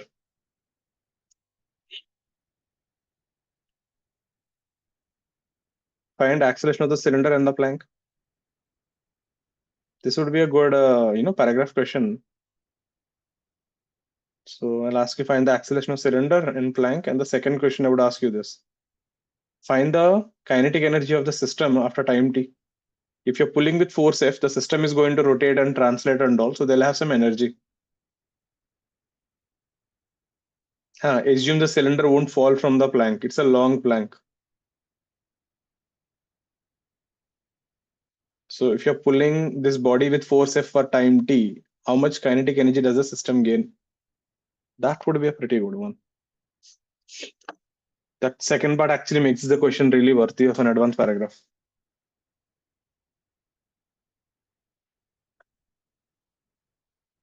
It's not lengthy to solve, but it is a little, you need to figure it out. Give it a try. I'll give 3-4 minutes.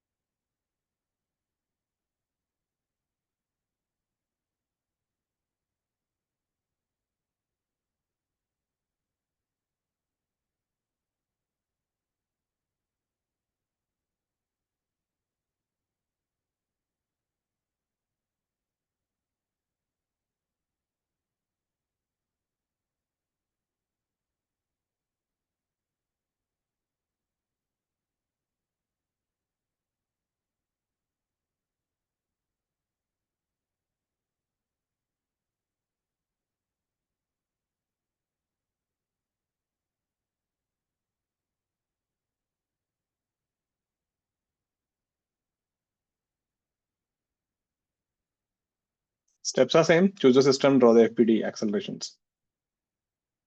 Start with that. Let the problem look how much complex it be. Let it look anything it is.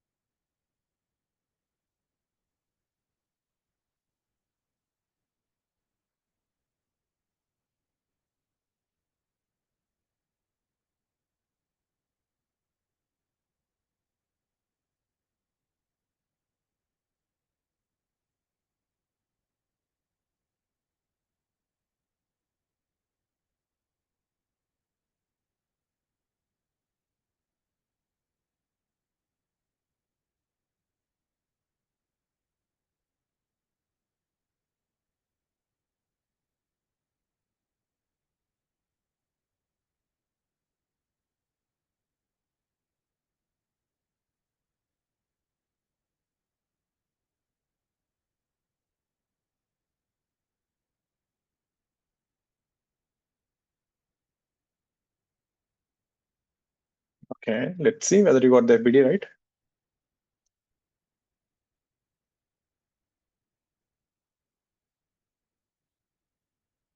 Forces F, there will be friction between them. Don't forget.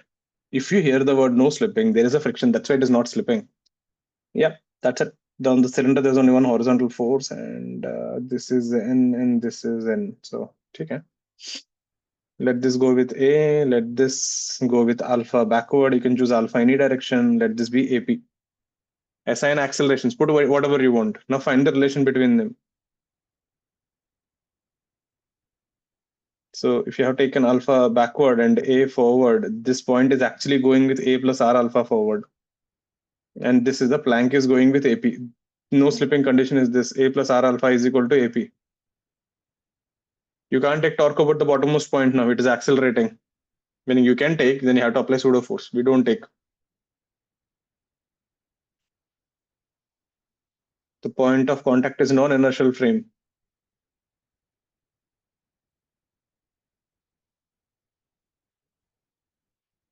So our lucky thing, na, every time we used to take that is gone now.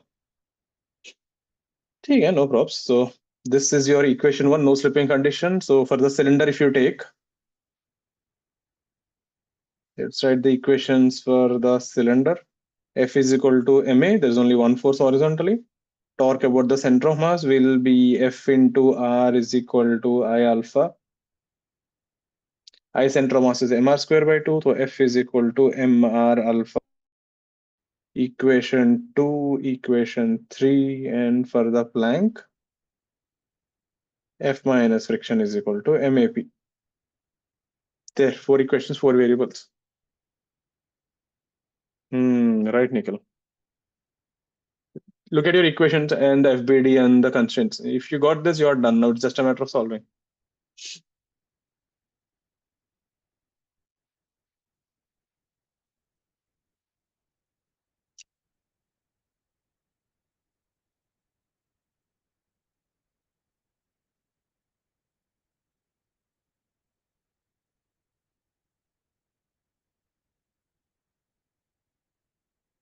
Yeah, let's write the equations. I'll show in the next page. So we got F is MA, F is MR alpha by 2. So if I actually solve these two guys, I end up with A is equal to R alpha by 2.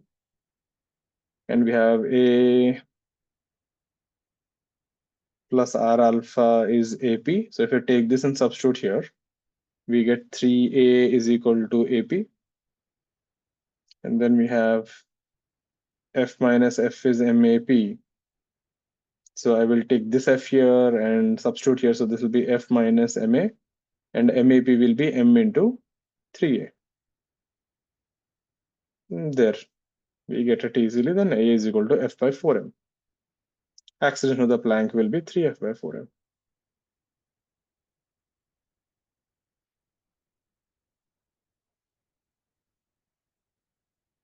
Clear? What about the second part? That's an interesting one. What about the total kinetic energy of the system after time t?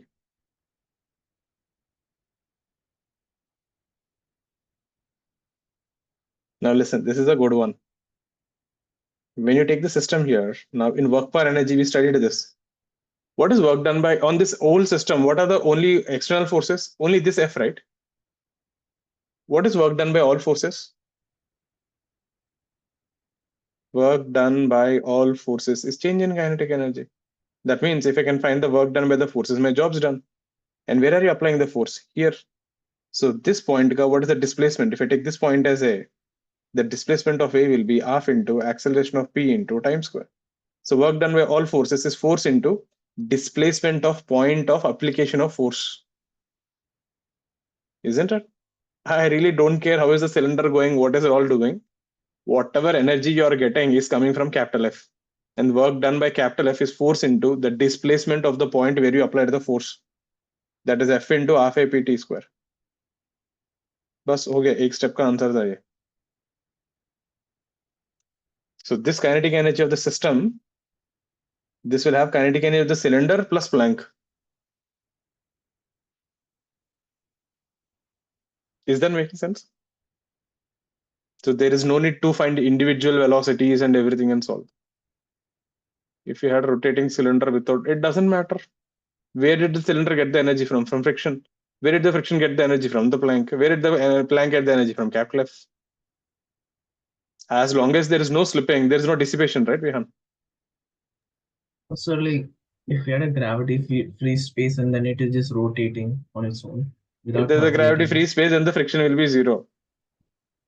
Also, like without, I'm not talking about this specific setup, but like in general, Then you if you make had that a setup and send me.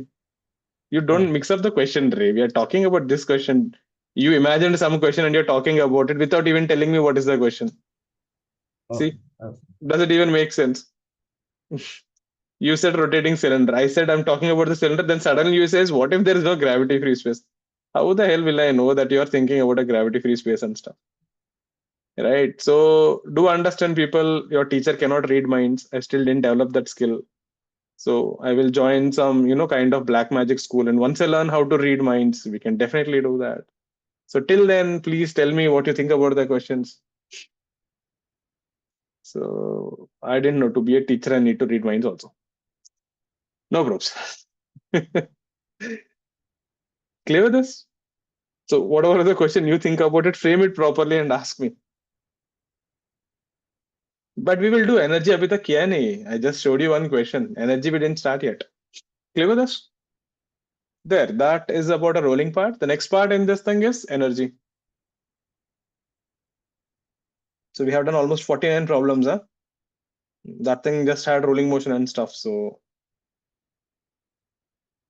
So if a body rotates, that also has an energy. So how do we calculate that? For translation, it is half mv square. So consider a body rotating with omega.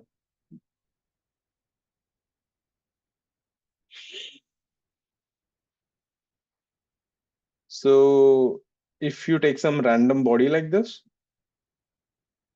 and if this rotates with omega, if you consider a particle mi going in a circle of radius ri, so this thing will have velocity vi is equal to ri omega. So kinetic energy of this small particle will be half mi vi square, which is half mi ri square omega square. So kinetic energy of the system will be summation of all these kinetic energies, which you can see it turns out to be sigma mi ri square omega square, which is sigma mi ri square is half I omega square. So we actually proved it. So it kind of looks like that. So kinetic energy of pure rotation, huh? If the body is rotating about an axis or a hinge or something,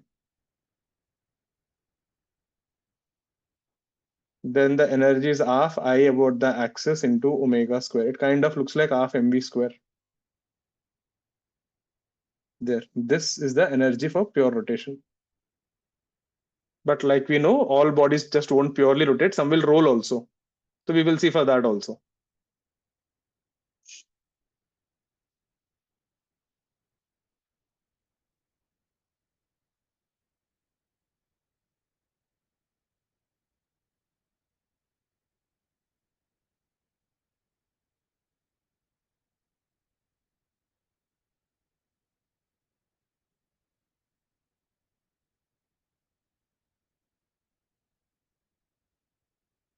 Let's see.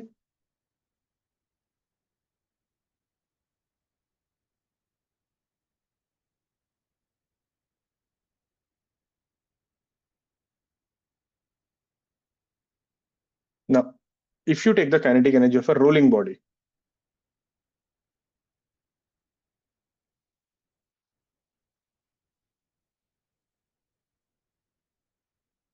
now you need to understand a rolling body is nothing but a combination of translation plus rotation. So if you're rotating with V and omega, this is what we have done in velocity profile. So we can split the motion into translation plus pure rotation.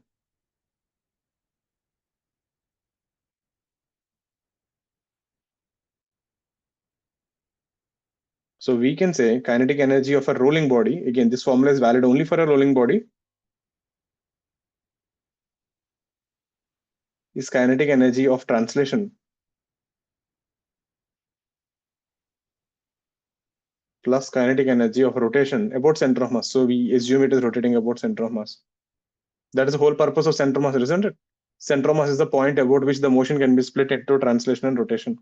So you can treat the center of mass like a particle half mv COM square plus for pure rotation it is half I COM omega square. So you have one translation component and one rotational component. So if you have a cylinder rotating and translating, this is the energy term. Vihan, are you asking something like this before? No. Yes, sir. Yes, asking that. Clear with this. But there's actually even more generalized formula. Let me show you that. For example, say, if I ask you how is the Earth going around the sun, what kind of motion does it possess? It has rotation and revolution, isn't it? So it's actually a double rotation. In that, there is no translation only. So this formula is wrong for it. If you talk about the table fan, which is swinging, that is also double rotation, remember? So this is for a rolling body. When you say a rolling body, it has one translation, one rotation. But we have systems where it is double rotations. So how do we take that? So this is a more generalized formula. We define something called degrees of freedom. This will come in thermodynamics. You'll see there. That idea is the same thing. So degrees of freedom is, it is the number of independent ways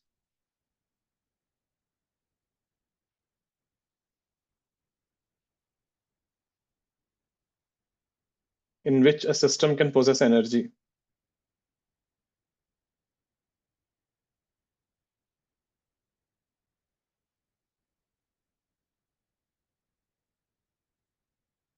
For example, if a particle is going along x-axis, y-axis, and z-axis. So these are three independent directions. So the kinetic energy will be, there are three translations.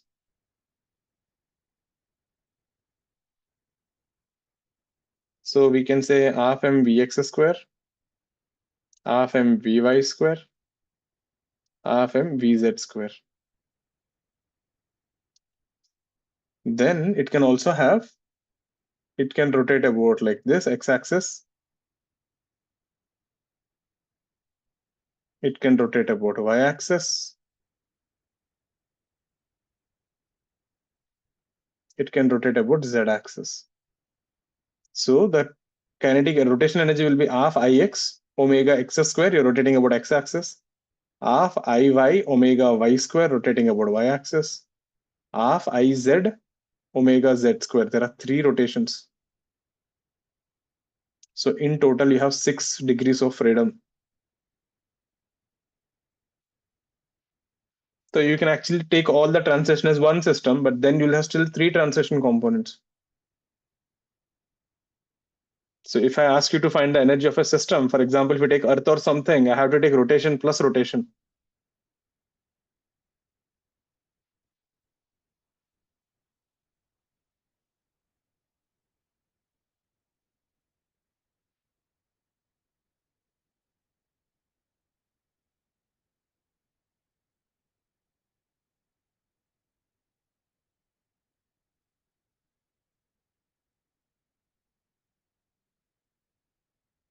Clear with this?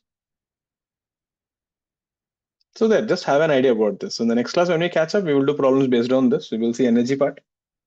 So we will take an example on this, the rotation plus rotation K energies, how to find. It's actually kind of, it is not there in means, right? It is an advanced thing, but advanced me also it is on the borderline. They can ask you. It's not something which is out of the world. It can be done.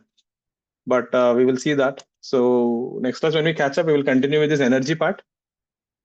It's a easy thing. It's not tough. It just looks like work per energy there, but the only new thing is half I omega square.